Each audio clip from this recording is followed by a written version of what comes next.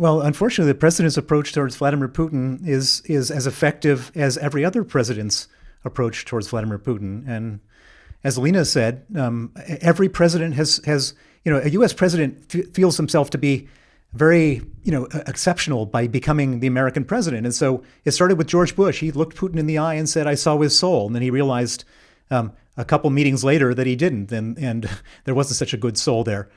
And then we had, after such a bad relationship, then Obama showed up and he said, "I'm such a special guy. I'm going to be able to sort out Putin."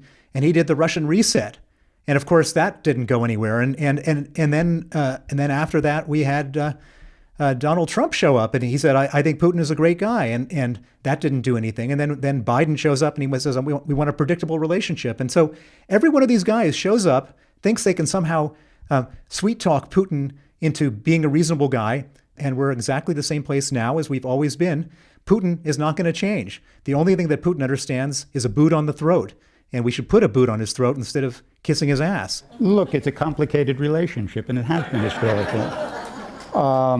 But also, you have to realize that each of those presidents accomplished something in his engagement with Russia before it went sour. We had arms control agreements that were advantageous to the United States. We had assistance in counterterrorism. The administration I worked with in Afghanistan in particular, that was positive for the United States.